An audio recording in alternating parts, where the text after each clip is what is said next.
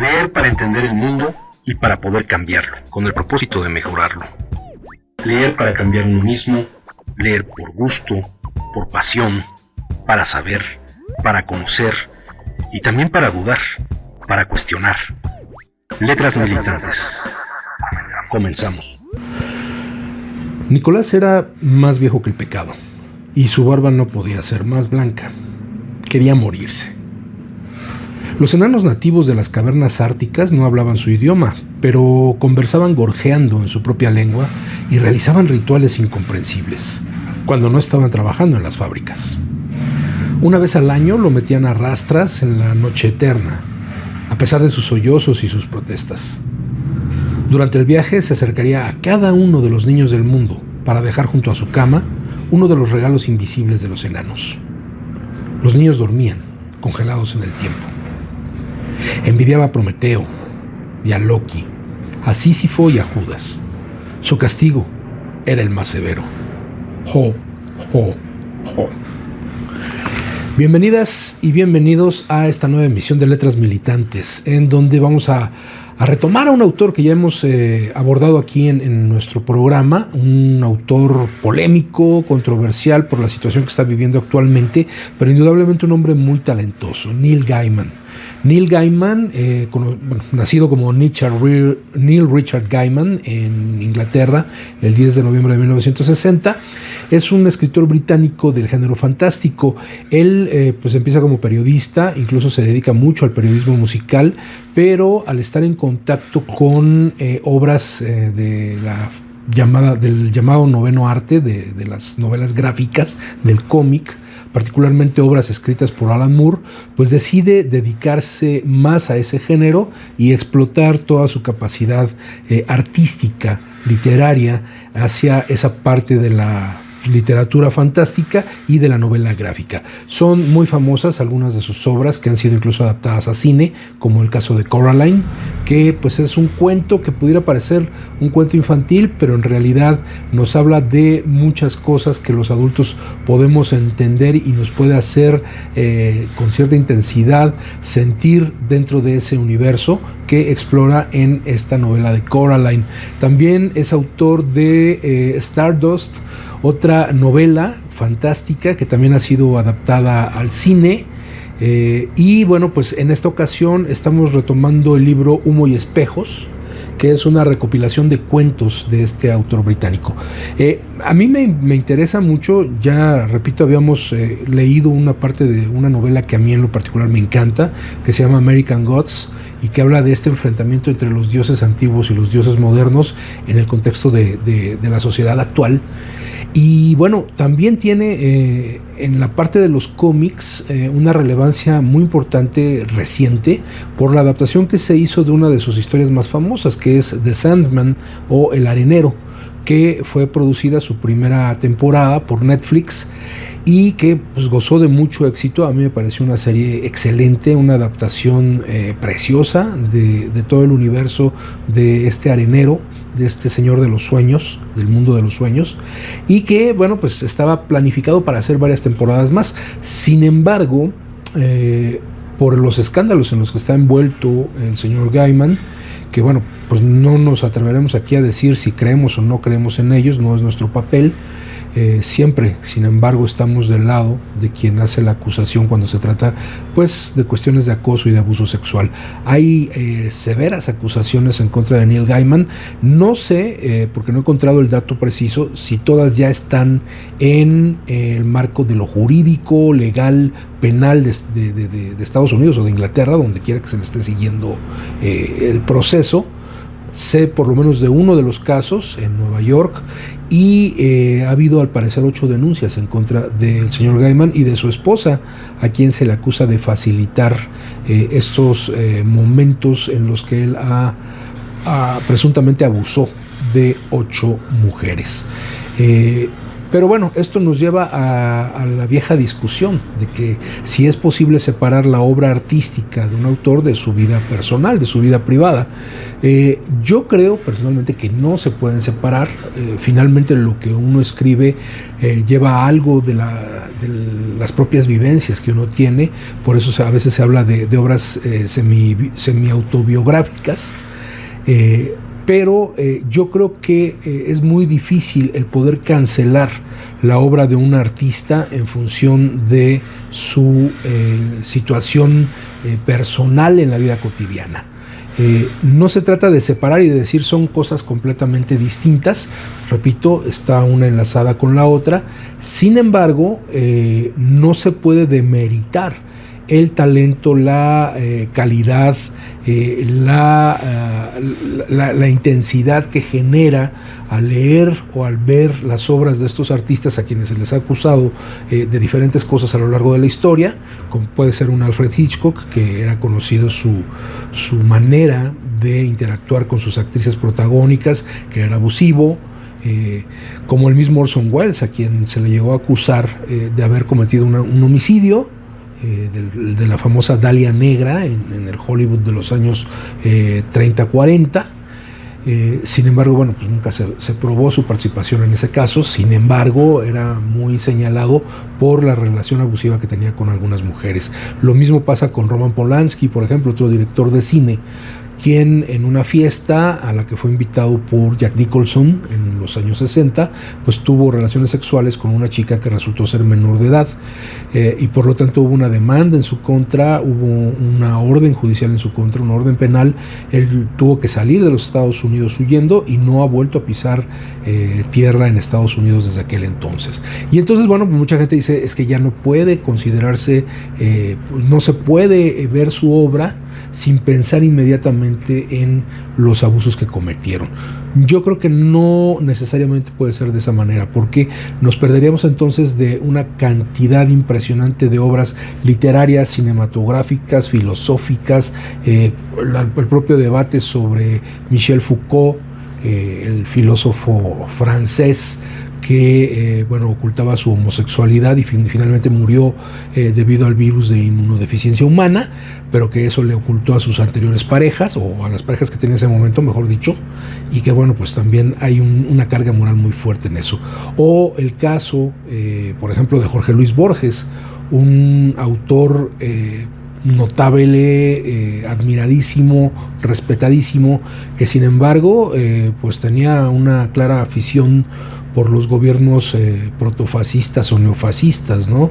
Se sabe que el mismo Borges fue quien felicitó por escrito a Díaz Ordaz después de la masacre del 68.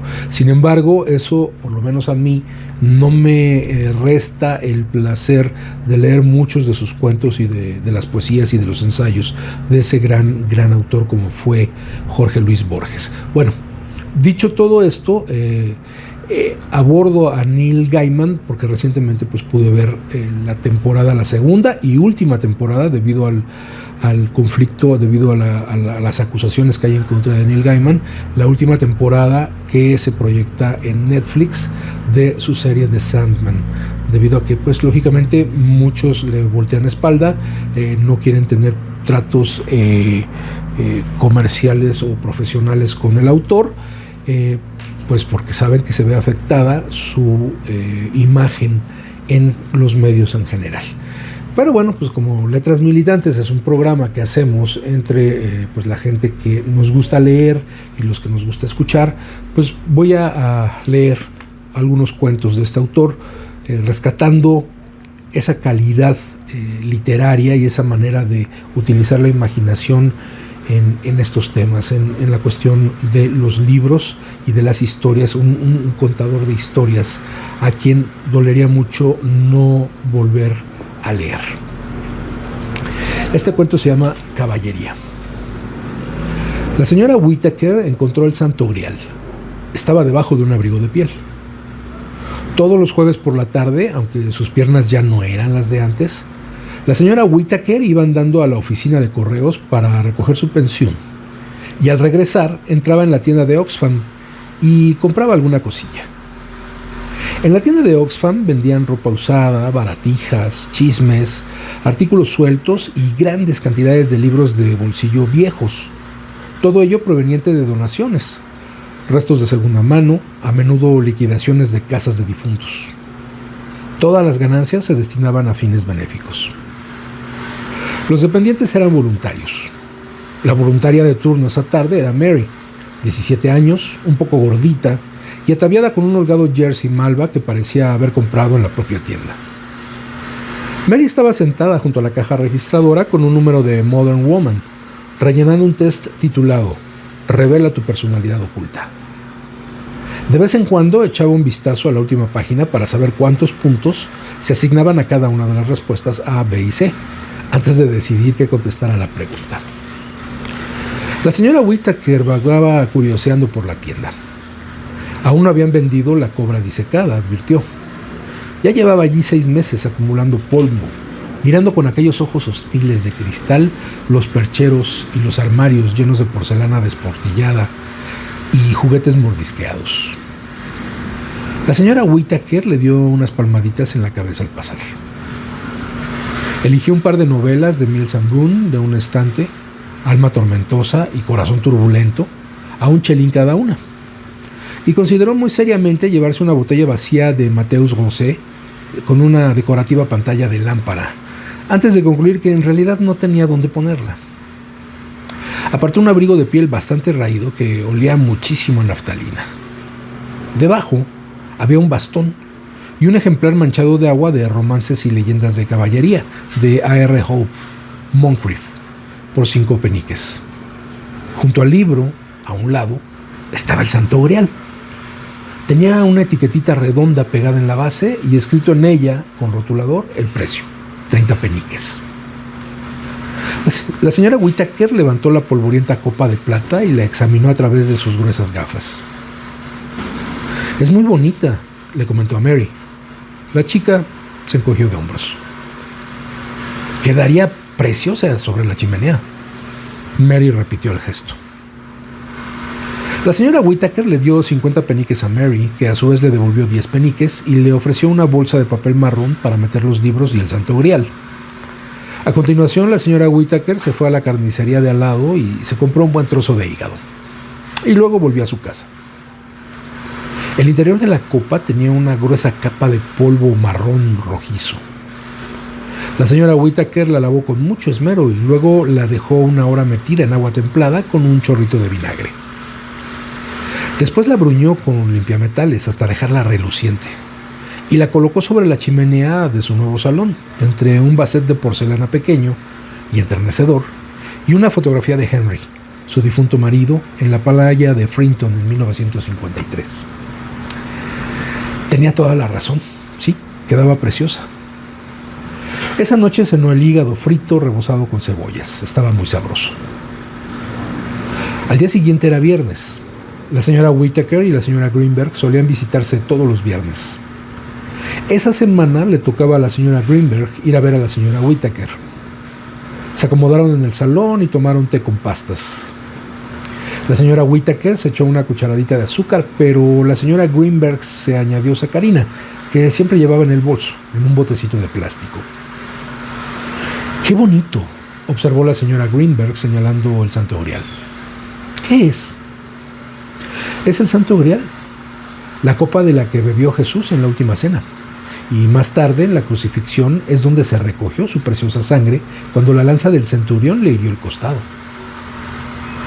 La señora Greenberg resopló. Era menuda y judía y desaprobaba las cosas poco higiénicas. «Bueno, yo eso no lo sé, pero sí sé que es muy bonita. A nuestro Myron le dieron una igualita cuando ganó la competición de natación, pero con su nombre grabado en un lado». «¿Todavía está con esa chica tan simpática, la peluquera? ¿Bernice? Uy, sí, están pensando en prometerse», contestó la señora Greenberg. «Ah, qué bien». La señora Whittaker cogió otra pasta. La señora Greenberg horneaba sus propias pastas y las llevaba todos los viernes que iba a visitarla. Unas galletitas dulces de color tostado con almendras por encima. Hablaron de Myron y Bernice y de Ronald, el sobrino de la señora Whittaker. La mujer no tenía hijos. y sobre su amiga, la señora Perkins, que estaba en el hospital debido a su cadera, la pobre.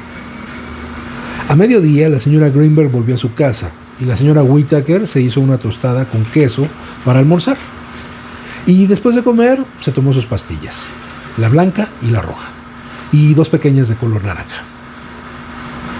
Y entonces sonó el timbre. La señora Whittaker abrió la puerta. Era un joven con el pelo hasta los hombros, tan rubio que parecía casi blanco. Llevaba una armadura plateada, reluciente, con un sobreveste blanco. «Hola», saludó. «Hola», dijo la señora Whittaker. «Vengo en una misión». «Ah, pues qué bien», replicó ella, evasiva. «¿Puedo pasar?». La señora Whittaker negó con la cabeza. «Lo siento, pero no». «Estoy buscando el Santo Grial. ¿Está aquí?». «¿Lleva usted alguna identificación?», preguntó la señora Whittaker, que sabía que para una anciana que vivía sola era muy imprudente dejar entrar en su casa a un desconocido sin identificar. Los bolsos desaparecían y ocurrían cosas aún peores. El joven retrocedió por el camino de entrada a la casa. Su caballo estaba atado a la cerca del jardín de la señora Whittaker. Era un caballo de batalla enorme, gris, mayor que un percherón, con la cabeza alta y unos ojos inteligentes. El caballero rebuscó en una alforja y volvió con un pergamino. Iba firmado por Arturo, rey de todos los bretones, y hacía saber a toda persona de cualquier rango y condición que aquel era Galahad, caballero de la mesa redonda, y que tenía encomendada una justa, elevada y noble misión. Debajo había un dibujo del joven que se le parecía bastante. La señora Whittaker asintió con la cabeza. Ella esperaba un pequeño carnet con una fotografía, pero aquello era mucho más impresionante. «Bueno, pues entonces será mejor que pase». Entraron en la cocina, le preparó un té a Galahad y luego lo condujo al salón. Galahad vio el grial en la repisa de la chimenea y clavó una rodilla en el suelo. Dejó la taza de té con cuidado sobre la alfombra rojiza. Un rayo de sol entraba por los visillos, bañando su rostro sobrecogido en luz dorada y convirtiendo su pelo en un halo de plata. «Es de verdad el Santo Grial», dijo en voz muy queda. Parpadeó 3 veces con sus ojos azul claro, muy deprisa, como si estuviera conteniendo las lágrimas. Luego agachó la cabeza como en silenciosa oración. Cuando se levantó, se volvió hacia la señora Whittaker. «Gentil dama, guardiana de lo más sagrado entre lo sagrado, dejadme marchar con el bendito cáliz, para que así pueda poner fin a mis viajes y dar por cumplida mi sacrosanta misión». «¿Cómo dice?». Galahad se acercó a ella y tomó entre sus manos las de la anciana. «Mi búsqueda ha concluido. El Santo Grial está por fin a mi alcance». La señora Whittaker frunció los labios. «¿Me hace el favor de recoger la taza y el plato?». Galahad obedeció, un tanto abochornado. «Pues no, más bien no», replicó entonces la señora Whittaker.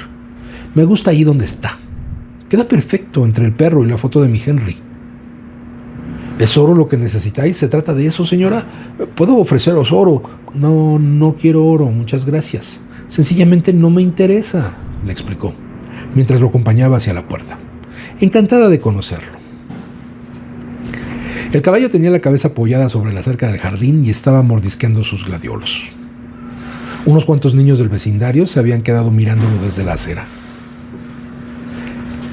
Galahad sacó unos terrones de azúcar de la alforja y enseñó a los más valientes a dar de comer al caballo con la mano abierta. Los niños se reían. Una de las niñas mayores le acarició el morro.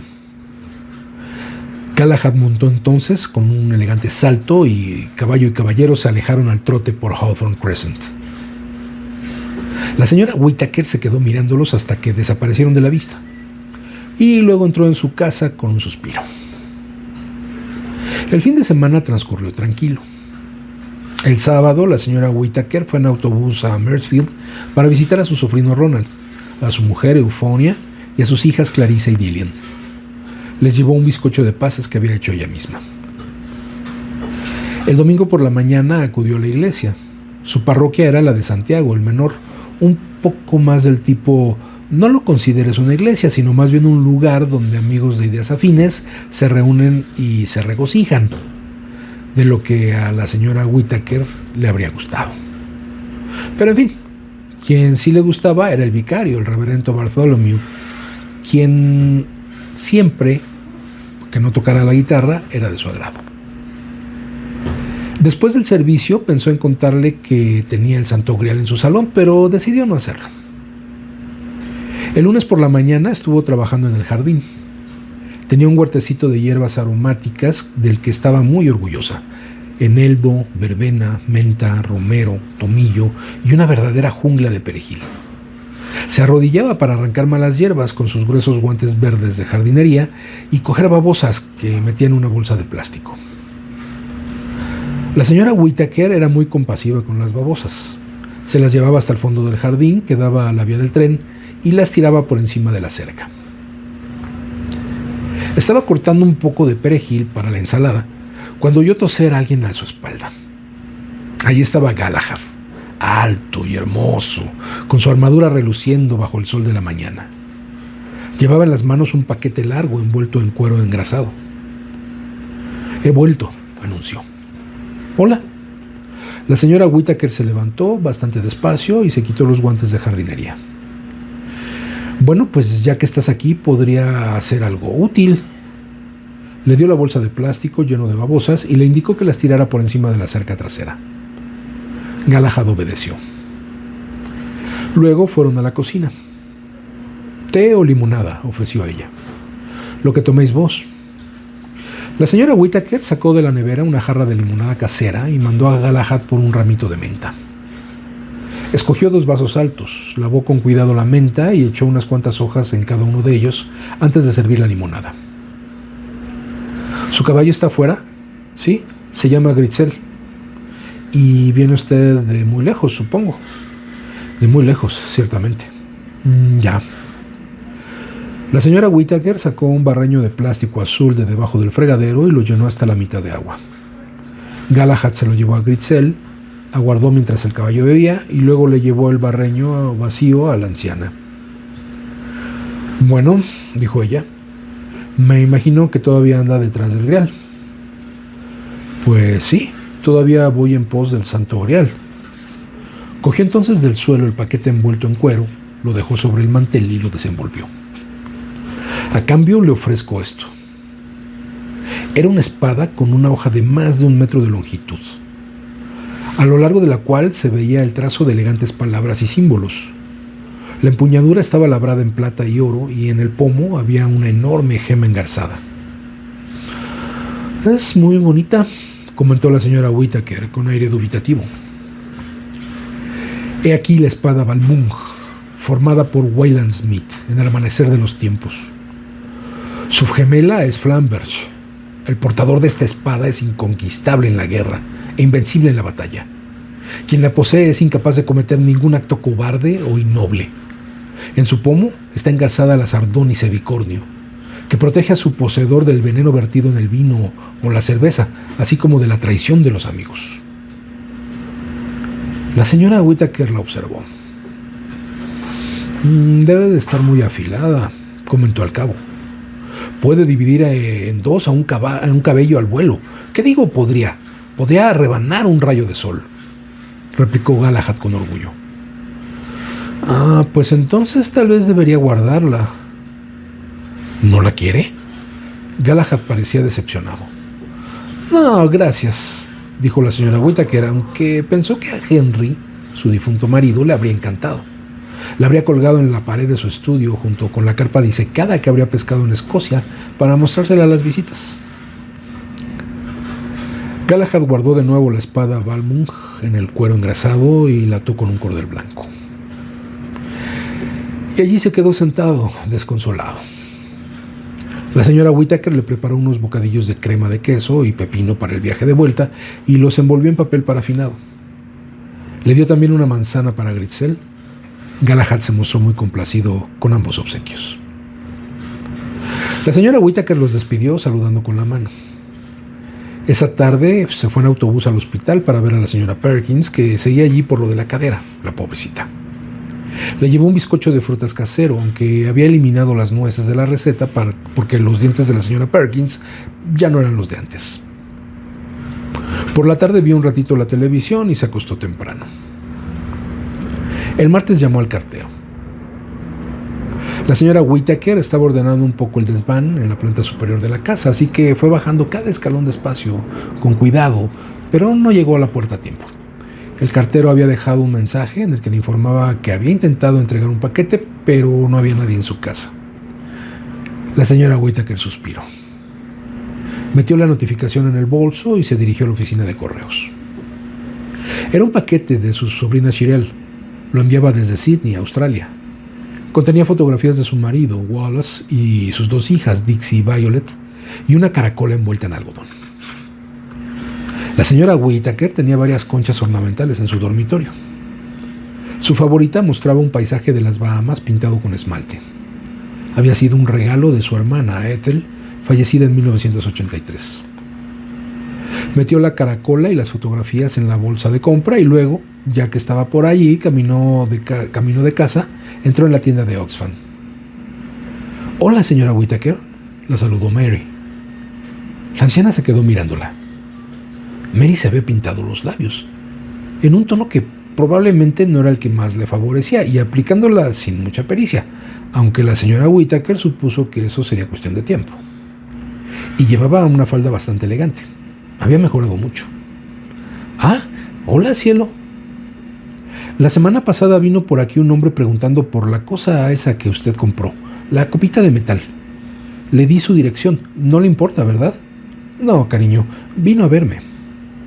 Era un hombre guapísimo, pero guapo de morirse, suspiró, soñadora. Podría haberme colado por él. Y tenía un caballo blanco, enorme y todo, añadió Mary. La señora Whittaker se fijó con aprobación en que también se mantenía más erguida. En los anaqueles encontró una nueva novela de Mills and Boon, Esplendorosa Pasión, aunque aún no había terminado las 2 que compró la vez anterior. Abrió un ejemplar de romances y leyendas de caballería. Olía a moho. En la parte superior de la primera página se leía con una caligrafía cuidada y en tinta roja, Ex Libris Fisher. Volvió a dejarlo donde lo había encontrado. Cuando llegó a casa, Galahad estaba esperándola. Paseaba a los niños del vecindario en la grupa de Gritzel, calle arriba y calle abajo. «Me alegro de encontrarlo aquí», dijo la señora Whittaker. «Tengo que mover unas cuantas cajas». Lo llevó hasta el desván y Galahad apartó todas las maletas viejas para que ella pudiera llegar hasta el armario del fondo. Había muchísimo polvo. La señora Whittaker tuvo allí a Galahad casi por toda la tarde, moviendo cosas de aquí para allá mientras ella limpiaba. El caballero acabó con un corte en la mejilla y un brazo un poco rígido. Mientras limpiaban y ordenaban, charlaron un rato. La señora Whittaker le habló de su difunto marido, Henry. Le contó que con el seguro de vida había pagado la hipoteca y que ella tenía todas aquellas cosas, pero nadie a quien dejárselas. Nadie excepto Ronald, en realidad, y a su mujer solo le gustaban las cosas modernas. Le explicó que había conocido a Henry durante la guerra, cuando él estaba en la unidad de protección civil contra ataques aéreos, y ella no había corrido del todo las cortinas opacas de la cocina. Le habló de los bailes de 6 peniques a los que asistían, y le contó que al terminar la guerra habían ido a Londres y ella había probado el vino por primera vez. Galahad le habló a la señora Whittaker de su madre, Elaine, que era veleidosa y no tan buena como debería haber sido, y para colmo un poco bruja. Y de su abuelo, el rey Pérez, que tenía buenas intenciones, pero era cuando menos un poco distraído. Y de su juventud en el castillo de Bliant, en la isla de la Dicha, y de su padre, a quien él conocía como Le Chevalier Mal Fait, o el caballero mal hecho, es la traducción, que estaba más o menos completamente loco y era en realidad Lanzarote del Lago, el mejor de los caballeros, disfrazado y con la cabeza ida, y de sus días como joven escudero en Camelot. Es importante aquí señalar, Galahad efectivamente es el hijo bastardo de Lancelot o Lanzarote del Lago, que es quien pues tiene sus relaciones prohibidas con la princesa Guinevere o Ginebra, que era esposa del rey Arturo. Entonces también tuvo sus devaneos con la mamá de Galahad, y finalmente pues Galahad nació y posteriormente se convirtió en caballero de la mesa redonda al servicio del rey Arturo. A las 5 de la tarde la señora Whittaker echó un vistazo al desván y decidió que podía darle su aprobación. Entonces abrió las ventanas para airear la estancia y ambos bajaron a la cocina, donde ella puso agua a hervir. Galahad se sentó a la mesa. Abrió la bolsa de cuero que llevaba al cinto y sacó una piedra blanca redonda del tamaño de una pelota de cricket. «Mi dama», comenzó, «esto es para usted, si me entrega el Santo Grial». La señora Whittaker cogió la piedra, que pesaba más de lo que parecía, y la alzó hacia la luz. Era de una transparencia lechosa, y en su interior brillaban y relucían unas motas de oro bajo el sol de la tarde. Era cálida al tacto. Y entonces una extraña sensación se apoderó de ella. Muy en el fondo de su ser sintió una quietud, una especie de paz, serenidad, esa era la palabra. Se sentía serena. Volvió a dejar la piedra de mala gana sobre la mesa. «Es muy bonita», comentó. «Es la piedra filosofal, la que nuestro antepasado Noé colgó en el arca para que diera luz cuando no la había. Puede transformar los metales en oro y posee otras propiedades», anunció Galahad con orgullo. «Pero eso no es todo, hay más, tomad». Y le ofreció un huevo que sacó de la bolsa. Era del tamaño de un huevo de ganso, de un deslumbrante color negro, vetado de blanco y escarlata. Cuando la señora Whittaker lo tocó, se le erizó el vello de la nuca. Notó de inmediato un calor y una libertad increíbles. Oyó el crepitar de fuegos lejanos y, por un instante, pareció sentirse muy por encima del mundo, como si dibujara acrobacias en el aire con alas de fuego. Dejó el huevo sobre la mesa junto a la piedra filosofal. «Es el huevo del fénix. Viene de la lejana Arabia. Algún día saldrá del cascarón el propio ave fénix y cuando llegue el momento, el ave construirá un nido en llamas, pondrá su huevo y morirá, para renacer en el fuego de una era más tardía del mundo». «Sí, eso me ha parecido», replicó la señora Whittaker. «Y por último, mi dama, os traigo esto». Galahad sacó de su bolsa una manzana, en apariencia tallada de un solo rubí, con un pedúnculo de ámbar. Ella la cogió un poco nerviosa. Era suave al tacto, engañosamente suave.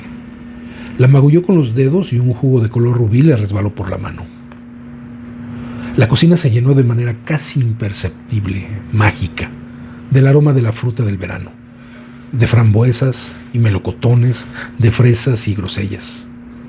Y se oyó el canto de unas voces muy remotas y en el aire una música que venía de muy lejos.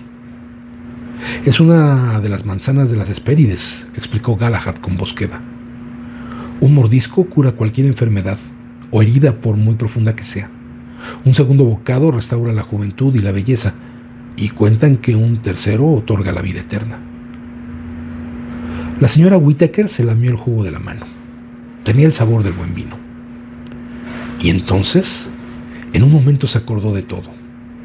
De lo que era ser joven, poseer un cuerpo firme y esbelto, capaz de hacer cualquier cosa que ella deseara, como correr por un sendero por el sencillo y poco femenino placer de correr, ver que los hombres le sonreían solo por ser ella misma y alegrarse de ello. La señora Whittaker miró a Galahad, el más apuesto de todos los caballeros allí sentado, tan hermoso y noble en su pequeña cocina, y contuvo el aliento. «Y esto es todo lo que os traigo», dijo él. «Y no han sido obsequios fáciles de conseguir». La señora Whittaker dejó la fruta de rubí sobre la mesa y se quedó mirando la piedra filosofal, el huevo del fénix y la manzana de la vida. Luego entró en el salón y miró la repisa de la chimenea. El pequeño vase de porcelana, el Santo Grial y la fotografía de su difunto marido, Henry, sin camisa, sonriendo mientras se comió un helado en blanco y negro, hace casi 40 años. Regresó de la cocina. El calentador de agua había comenzado a silbar. Echó agua humeante en la tetera, la removió un poco y la tiró. Luego echó 3 cucharadas de té, una para cada uno, más otra para la tetera, como solía decirse, y vertió el resto del agua. Todo esto lo hizo en silencio. «Guarde esa manzana», le dijo con firmeza a Galahad. «No debería ofrecer esas cosas a una anciana. No es apropiado». Hizo una pausa. Pero me quedo con las otras dos, prosiguió, tras pensárselo un momento. Quedarán bien sobre la chimenea. Y 2 por 1 es un trato justo, si no estoy equivocada. Galahad estaba radiante. Se guardó la manzana de rubí en la bolsa de cuero y a continuación hincó una rodilla en el suelo y besó la mano de la señora Whittaker. Deje, replicó ella. Sirvió 2 tazas de té, después de sacar su mejor porcelana, la reservada para las ocasiones especiales. Lo tomaron en silencio y cuando terminaron se dirigieron al salón. Galahad se santiguó antes de coger el santo grial. La señora Whittaker puso el huevo y la piedra en el hueco que éste había dejado. Como el huevo insistía en inclinarse hacia un lado, lo apoyó contra el perrito de porcelana. Quedan muy bien, opinó. Sí, convino Galahad, quedan muy bien. ¿Quiere llevarse algo de comer? Él negó con la cabeza. Un trozo de bizcocho de frutas, insistió ella. A lo mejor ahora no le apetece, pero dentro de un rato se alegrará de tenerlo, y seguramente debería pasar al baño. Ande, deme eso, que se lo envuelvo. Le indicó dónde estaba el pequeño cuarto de baño, al fondo del pasillo, y entró en la cocina con el santo grial. Lo envolvió con un papel de regalo con motivos navideños que aún guardaba en la despensa, y ató el paquete con un cordel. Luego cortó un trozo grande de bizcocho y lo metió en una bolsa de papel marrón junto con un plátano y una loncha de queso para fundir envuelta en aluminio. Cuando Galahad volvió del baño, ella le tendió la bolsa de papel y el santo grial, y a continuación ella se puso de puntillas para darle un beso en la mejilla. «Es usted un buen muchacho», le dijo. «Cuídese». Él la abrazó y ella lo echó de la cocina y lo hizo salir por la puerta trasera y luego la cerró. Se sirvió otra taza de té y lloró en silencio, cubriéndose la cara con un pañuelo de papel, mientras el ruido de los cascos del caballo resonaba por Hawthorne Crescent. El miércoles la señora Whittaker se quedó en casa todo el día. El jueves fue a la oficina de correos por su pensión y luego entró en la tienda de Oxfam. La cajera era nueva. «¿Dónde está Mary?», le preguntó. La mujer, que tenía el pelo gris con unos reflejos azules y llevaba unas gafas de montura azul que se alzaban a cada lado para terminar en unas puntas de circonita, negó con la cabeza y se encogió de hombros. Se marchó con un joven, a caballo. Desde luego lo que hay que ver. A mí esta tarde me tocaba estar en la tienda de Heathfield. Mi Johnny ha tenido que traerme hasta aquí mientras buscamos a una sustituta. Vaya, dijo la señora Whittaker. Bueno, está muy bien que haya encontrado pareja. Estará muy bien para ella, replicó la otra, pero algunas teníamos que estar en Heathfield esta tarde. En una repisa casi al fondo de la tienda, la señora Whittaker encontró una especie de tetera vieja y deslustrada, muy alargada y como aplastada, con un pitorro largo. Costaba 60 peniques, según la pequeña etiqueta que tenía pegada en un lado. Escogió una novela de Mills and Boon que no había leído, titulada Un amor excepcional. Se llevó el libro y el recipiente de plata a la caja. 65 peniques, querida. La mujer cogió el objeto y se quedó mirándolo. «Qué trazo tan curioso, ¿verdad?», añadió. «Ha llegado esta mañana». Tenía una elegante asa arqueada y en un lado había grabados unos caracteres chinos antiguos muy cuadrados. «Supongo que será una especie de aceitera». «No, no es una aceitera», la corrigió la señora Whittaker, que sabía muy bien lo que era. «Es una lámpara». En el asa había una anilla metálica, sin adornos, atada con un cordel marrón. «Espere, pensándolo bien», dijo la señora Whittaker, «creo que me llevaré solo el libro». Pagó los 5 peniques por la novela y dejó la lámpara donde la había encontrado, casi al fondo de la tienda. Al fin y al cabo, caviló la señora Whittaker de camino a casa, tampoco tenía dónde ponerla. Y así termina este cuento, Caballería, de Neil Gaiman. Vámonos a la pausa musical a cargo de nuestro compañero Carlos Villanueva y regresando continuamos con Neil Gaiman, Humo y espejos en Letras Militantes. Estás escuchando Letras Militantes.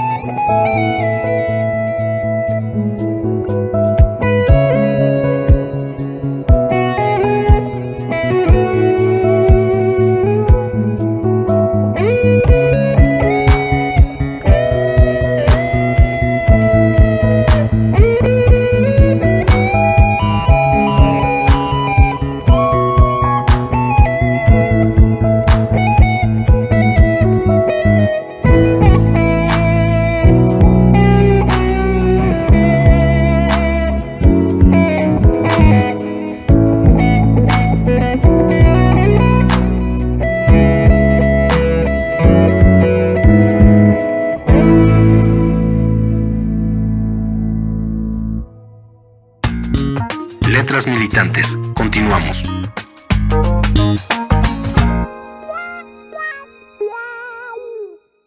Estamos de vuelta en Letras Militantes con la lectura que estamos dando a Humo y Espejos. Algunos cuentos del libro Humo y Espejos de Neil Gaiman, que es una recopilación. Hay varias en distintas ediciones con distintos títulos, recuperan algunos de los cuentos. Esta me parece que es de las más completas y ampliamente recomendable. Como vemos, el estilo de Neil Gaiman es muy apegado a la literatura clásica fantástica. Él adora, le fascinan todas las mitologías, todos los cuentos que se generan en torno a estas comunidades antiguas de diferentes regiones. Mencionaba yo en la primera parte, que aquí ya leímos un fragmento, uno de los cuentos que integran el libro American Gods, en donde retomaba parte de las historias de los esclavos africanos que llegaban a América, traídos en estos barcos que eran traficados como esclavos, llegaban al continente americano.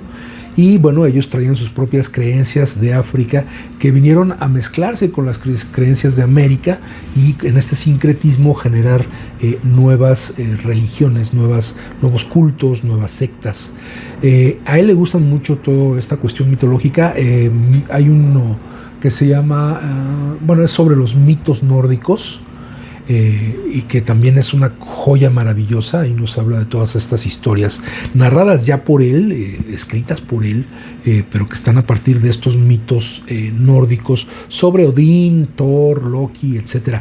Porque en el primer cuento que leímos, que se llama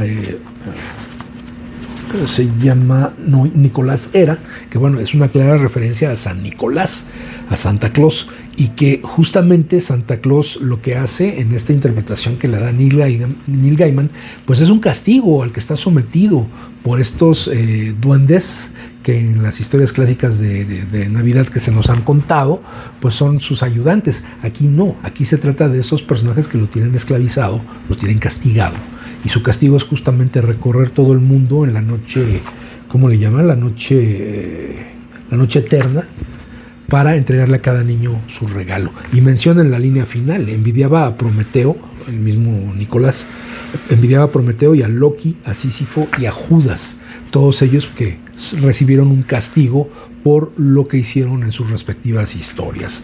Llama la atención, lo de Prometeo en la mitología griega, Loki en la mitología nórdica, también castigado por Odín, lo castiga a quedar amarrado con las entrañas de su propio hijo, amarrado a una roca, y de donde está cayendo constantemente una gota sobre su cabeza. Sísifo, que está condenado a empujar una roca a lo largo del día por una larga cuesta, y que al llegar hasta arriba la roca nuevamente cae y él tiene que volver al día siguiente a empujar esta roca. Y Judas, todos conocemos la historia de Judas, aunque valdría la pena después retomarla con la interpretación que le da el mismo Borges, a quien ya mencionábamos en la primera parte. Pero eso será en otro episodio de Letras Militantes. Muy recomendable también, si tienen la oportunidad de verlo en la plataforma o conseguir los capítulos, una serie basada en una novela escrita tanto por Neil Gaiman como por Pratchett, que era el otro autor, que se llama Good Omens o Buenas Profecías, y que narra la historia de un ángel y un demonio que conviven desde la salida de Adán y Eva del paraíso, y que llegan al punto en que la tierra, como no se ha logrado resolver este gran conflicto entre el cielo y el infierno, se va a desatar una guerra que va a acabar con el planeta. Y entonces estos dos personajes lo que buscan es detener esta catástrofe que se va a presentar. La novela es maravillosa, la serie es una adaptación espectacular que tenía, hasta donde yo recuerdo, 2 temporadas, y había la posibilidad de una tercera temporada, pero dada la situación del buen Neil Gaiman, pues es probable que no se realice esa última temporada.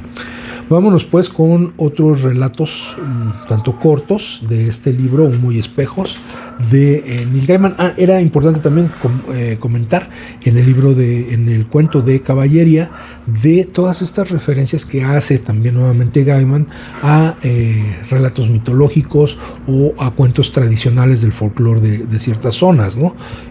Básicamente las manzanas del jardín de las Hespérides, que son unas musas, las Hespérides, que están cuidando ese árbol que da manzanas, que le fue regalado por la diosa Gea de la mitología griega a la diosa Hera en el momento en que se casa con Zeus, y que tienen esas cualidades que ya mencionó Galahad en el cuento, pero que además fueron robadas. Una de esas manzanas fue robada. Esa fue una de las tareas que tuvo Hércules en esta mítica historia de las tareas que le son impuestas a Hércules.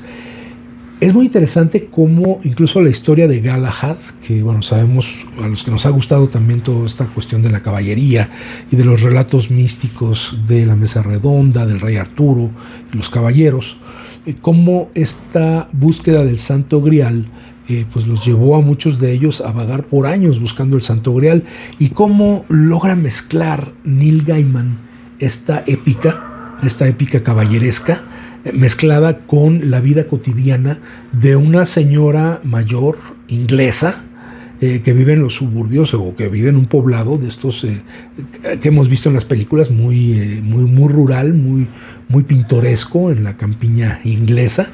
Y resulta que hasta ahí va a dar Galahad buscando el Santo Grial, y toda esta negociación que se da con la señora Whittaker. Y justamente esta manzana del jardín de las Hespérides es la que logra tocar su corazón por los recuerdos, por las vivencias que ella trae a su mente a partir de que prueba el dulce de la manzana, y entonces es cuando ella cede a entregarle el Santo Grial a Galahad, y que bueno, pues después la vemos que pues llora porque seguramente recuerda muchos trances de su vida, trances románticos, episodios que seguramente dice, bueno, pues están mejor en el recuerdo, no es necesario volver a vivirlos, como se lo plantea el propio Galahad en la historia. Bueno, vamos a continuar con estos relatos cortos de Neil Gaiman. Este se titula La hija de los búhos. Me contó esta historia mi amigo Don Edmund Will, que a su vez se la oyó al señor Farrington, quien sostenía que ya era antigua en sus tiempos. Sucedió que una noche, en el pueblo de Dimpton, una recién nacida fue abandonada en los escalones de la iglesia, donde la mañana siguiente hallóla el sacristán. Llevaba la niña una cosa curiosa, a saber, la egagrópila de un búho. La egagrópila es como esta bolita de alimentos regurgitados, o de cosas regurgitadas por el búho que le da de comer a sus crías o que se la come, que pueden ser huesos, pedazos de carne, etcétera, ¿no? La niña llevaba una cosa curiosa, a saber, la egagrópila de un búho, que al desmenuzarse mostró la habitual composición de una egagrópila de búho, le hace piel y dientes y huesecillos. Las ancianas del lugar dijeron lo siguiente: la niña era hija de los búhos y debía morir en la hoguera, pues no era nacida de mujer mortal. Prevalecieron, no obstante, cabezas y barbas más sabias y llevaron al bebé al convento.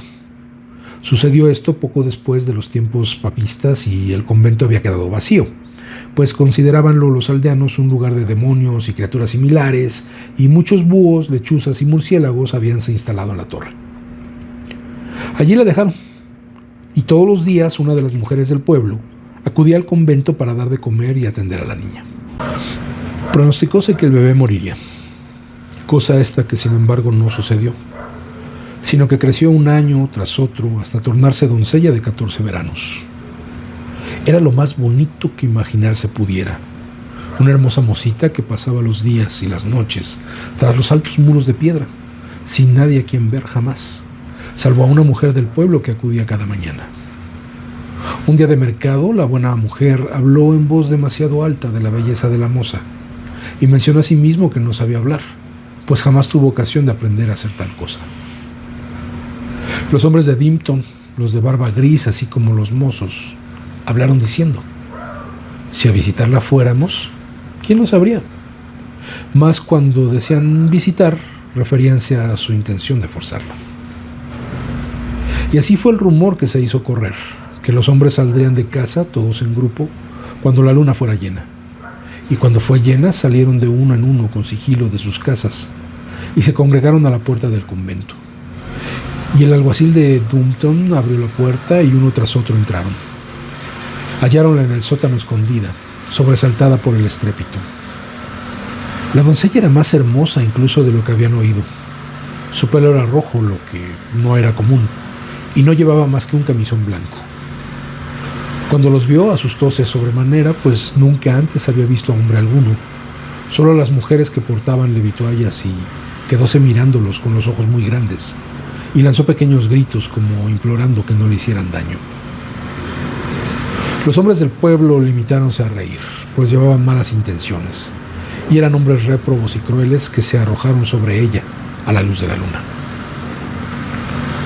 Chilló y sollozó la moza, mas esto no los apartó de su propósito. Y oscurecióse la ventana y bloqueóse la luz de la luna y oyóse el ruido de poderosas alas. Mas nada vieron los hombres, absortos como estaban en su desafuero. Los habitantes de Dimpton en sus camas soñaron esa noche con chillidos y ululares y aullidos y con grandes aves, y soñaron que habíanse tornado en ratones y ratas. Llegada la mañana, con el sol alto en el cielo, las mujeres del pueblo recorrieron todo Dimpton removiendo cielo y tierra en busca de sus esposos y sus hijos. Y al llegar al convento hallaron en las piedras del sótano egagrópilas de búhos. Y en las egagrópilas hallaron pelo y hebillas y monedas y huesecillos, y asimismo una grande cantidad de paja por el suelo. Los hombres de Dimpton jamás volvieron a ser vistos. No obstante, durante algunos años, a partir de entonces, hubo quien dijo haber visto a la doncella en lugares de altura, como los robles más altos y las torres, etc. Y esto siempre en el atardecer y en la noche. Pero nadie pudo jurar con certeza si era o no era ella. Era una figura blanca, pero Donnie Wilde no recordaba bien si la gente decía que vestía ropajes o iba desnuda. La verdad la ignoro, pero es una bella historia, y una historia que aquí escribo.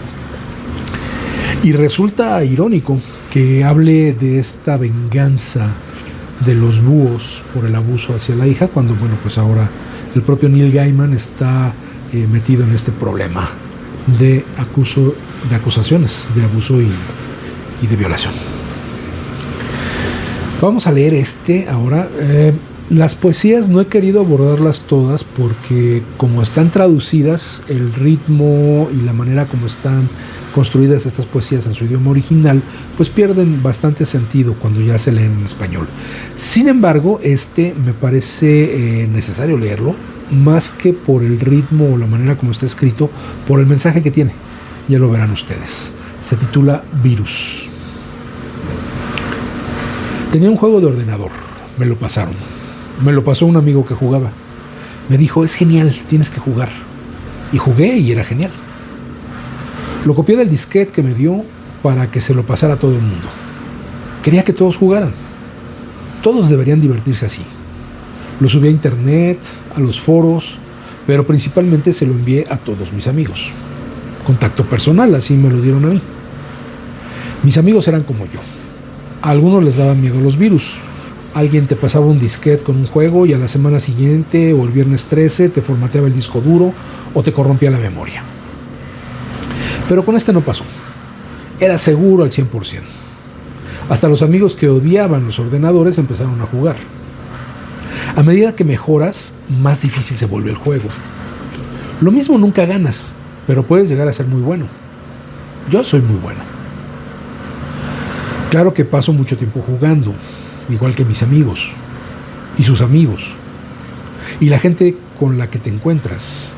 La ves andando por las viejas carreteras o haciendo cola lejos de sus ordenadores, lejos de las salas de juegos que surgieron de la noche a la mañana, pero mientras tanto juegan en sus cabezas, combinando formas, dando vueltas a los contornos, poniendo colores junto a colores, girando señales hacia nuevas pantallas, escuchando la música. Sí, la gente piensa en ello, pero sobre todo juega. Mi récord está en 18 horas seguidas, 40.012 puntos, 3 fanfarrias. Juega aunque estés llorando, con dolor de muñeca, con hambre. Al cabo de un rato todo desaparece. Todo, excepto el juego, claro. En mi mente ya no hay sitio para otras cosas. Copiamos el juego, se lo pasamos a nuestros amigos. Trasciende el lenguaje, ocupa nuestro tiempo. A veces pienso que últimamente se me olvidan las cosas. ¿Qué pasó con la televisión? Antes había televisión. ¿Qué pasará cuando me quede sin latas de comida? ¿Dónde se ha metido todo el mundo? Y entonces me doy cuenta de que si soy muy rápido puedo poner un cuadrado negro junto a una línea roja, duplicarlos y rotarlos para que ambos desaparezcan, dejando libre el bloque izquierdo para que alce una burbuja blanca, para que ambos desaparezcan. Y cuando la electricidad se corte para siempre, entonces jugaré en mi mente hasta que me muera. Y esto pues muy en la onda de pues todos estos juegos que tuvieron un auge impresionante, como por ejemplo Tetris.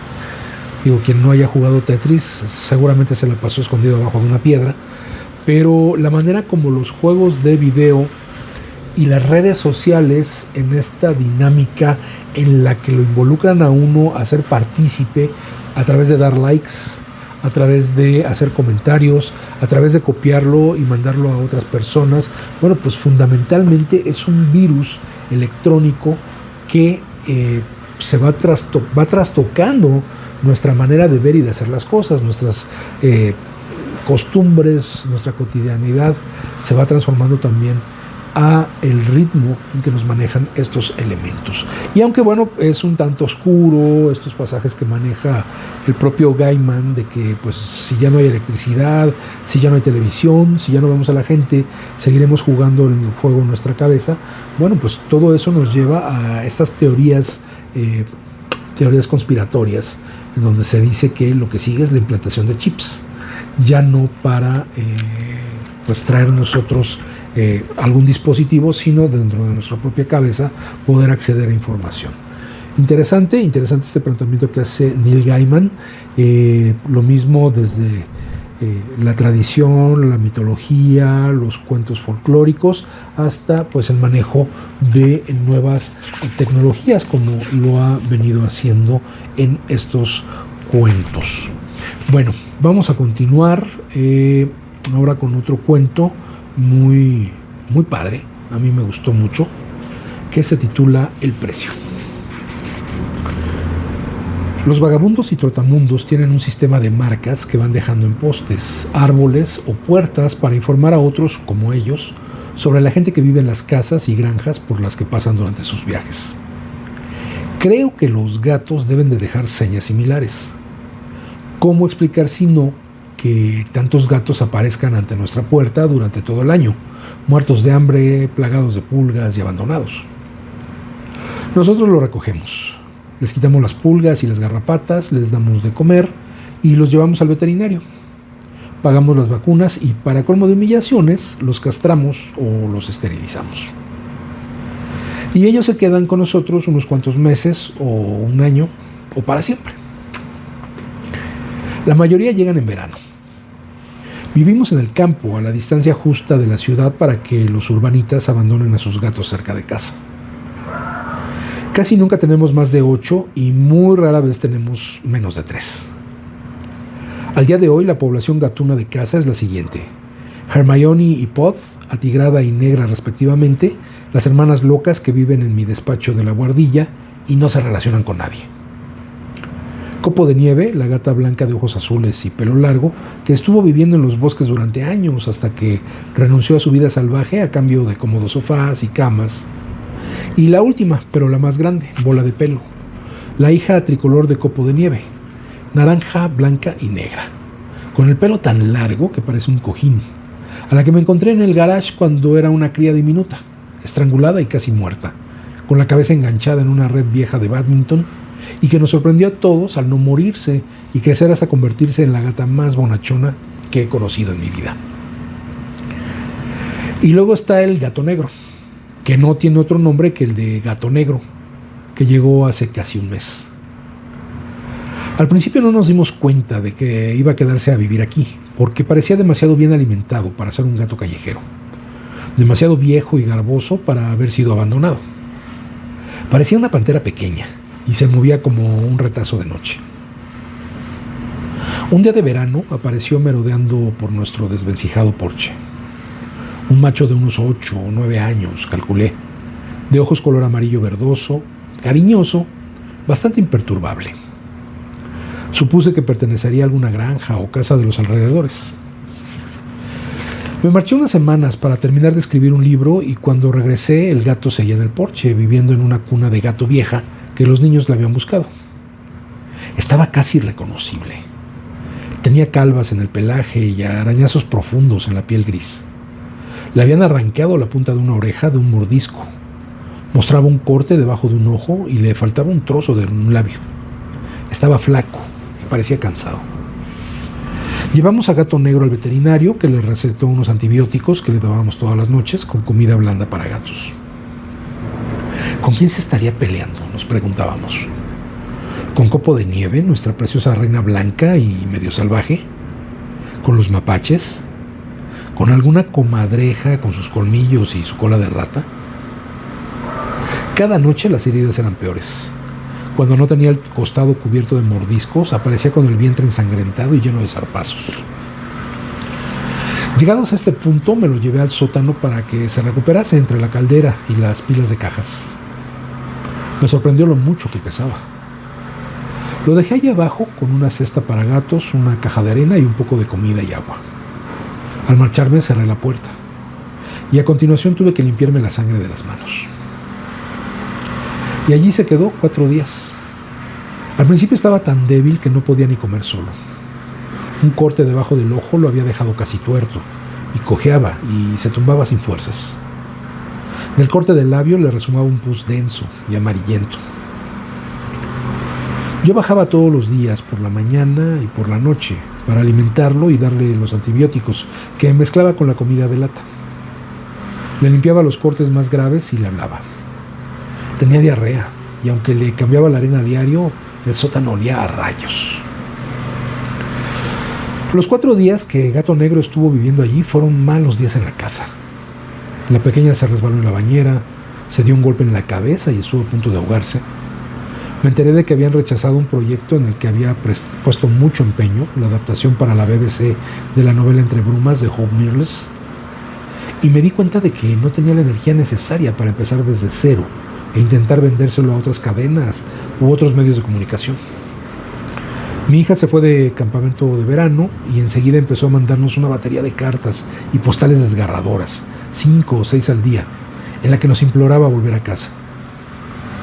Mi hijo se peleó con su mejor amigo, hasta el punto de que ya ni se dirigían la palabra. Y una noche, al volver a casa, mi mujer atropelló a un ciervo que se le cruzó en la carretera. El animal murió, el coche quedó inservible y mi mujer se hizo un pequeño corte encima de un ojo. Al 4.º día, el gato rondaba por el sótano con paso vacilante pero impaciente, entre las pilas de libros y cómics, las cajas de cartas y cassettes, cuadros y regalos y trastos. Me maullaba para que lo dejara salir y al final eso hice, aunque con reticencia. El gato salió al porche y se quedó allí durmiendo el resto del día. A la mañana siguiente apareció con heridas nuevas y profundas en los flancos. Varios mechones de pelo de gato, suyo, cubrían los tablones de madera del porche. Ese día llegaron cartas de mi hija en las que nos decía que en el campamento le iba mejor y que se veía capaz de sobrevivir allí unos días. Mi hijo y su amigo resolvieron sus diferencias, aunque jamás sabré por qué se habían peleado. Cromos, videojuegos, la guerra de las galaxias o una chica. Salió a la luz que el ejecutivo de la BBC, que había vetado el proyecto de Entre Brumas, había estado aceptando sobornos, préstamos dudosos de una productora independiente y lo mandaron a su casa con una baja indefinida. Su sucesora, como me encantó descubrir cuando se puso en contacto conmigo por fax, era la mujer que en un inicio me había propuesto el proyecto antes de marcharse de la cadena. Pensé en volver a meter a Gato Negro en el sótano, pero decidí no hacerlo. En vez de eso, me empeñé en descubrir qué clase de animal venía por casa todas las noches. Y a partir de ahí ya diseñaría un plan de acción, tal vez atraparlo. Por Navidad y por mis cumpleaños, mi familia me regala artilugios y aparatos electrónicos o juguetes caros que me llaman mucho la atención, pero que al final apenas salen de sus cajas.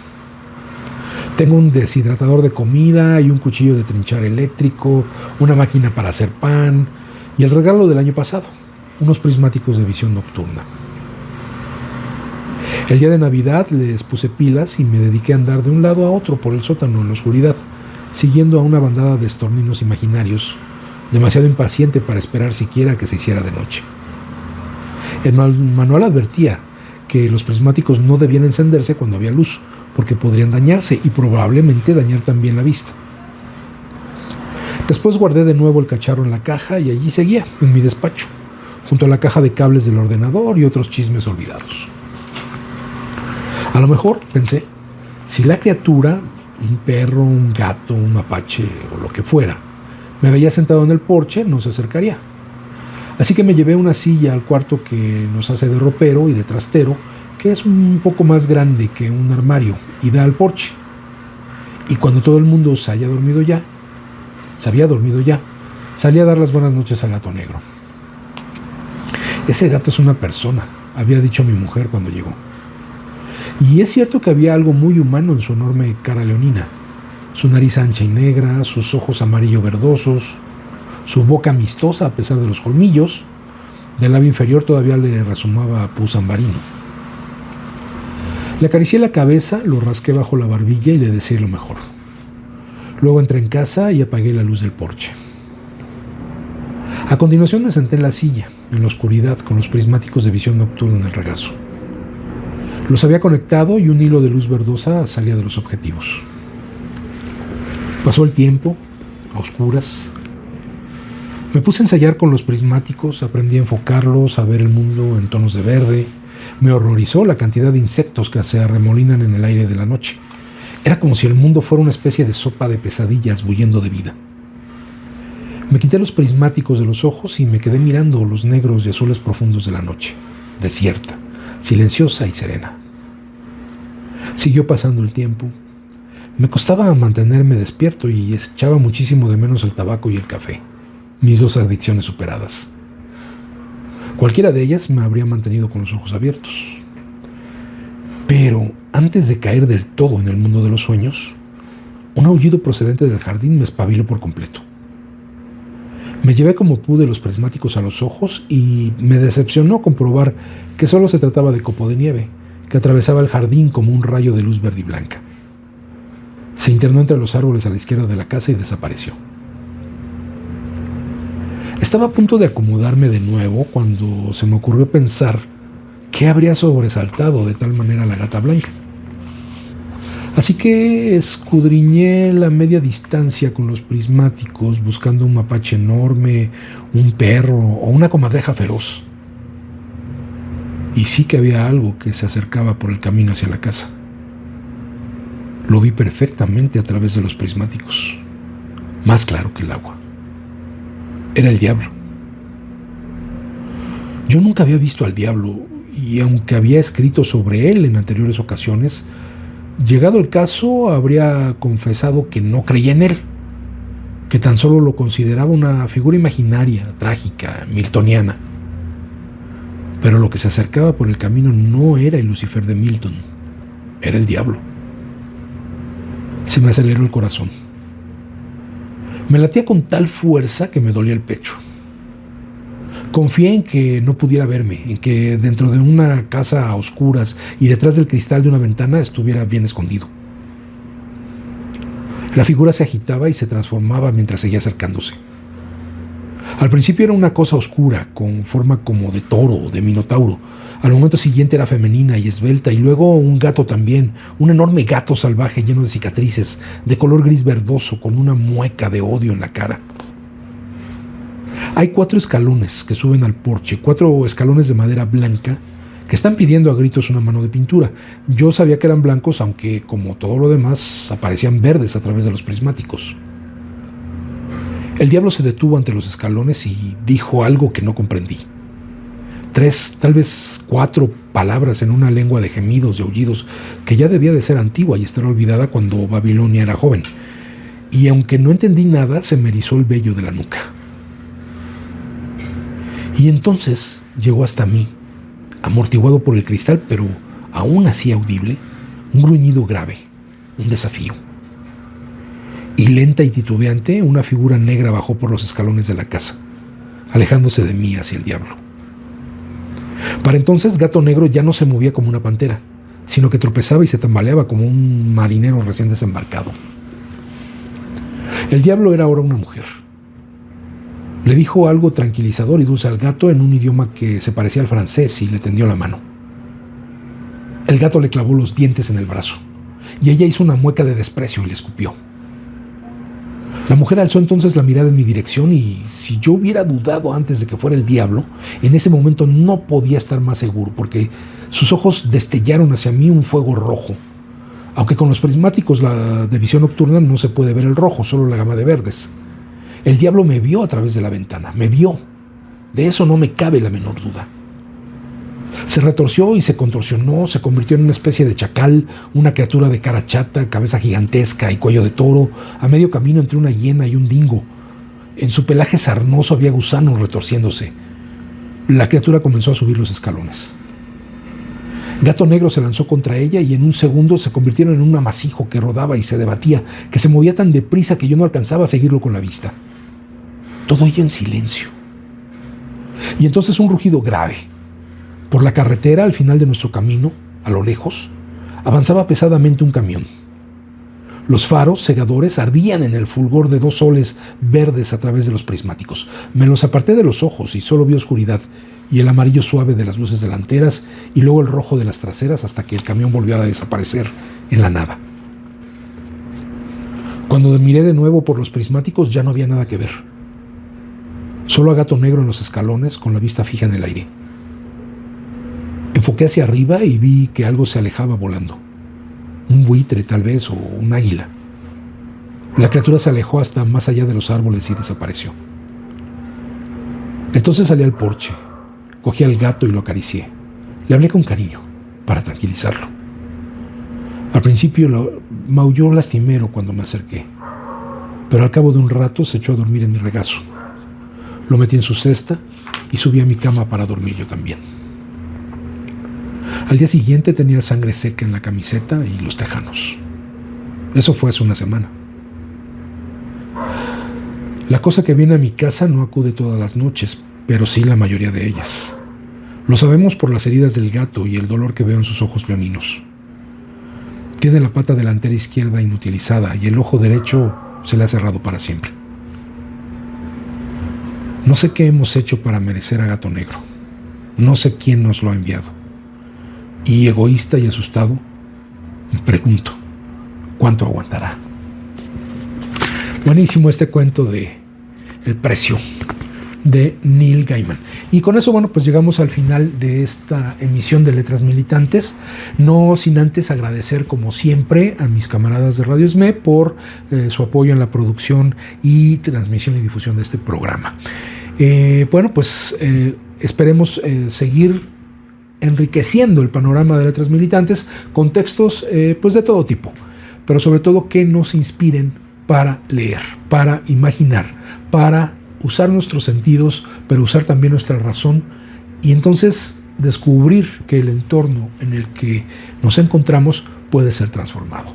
Y esa transformación puede venir desde la propia literatura fantástica, desde los propios textos teóricos, desde la poesía, desde cualquier texto que apele a algo muy dentro de nosotros, en nuestra cabeza y en nuestro corazón. Muchas gracias y nos vemos por aquí dentro de una semana en Letras Militantes. Que tengan una excelente semana.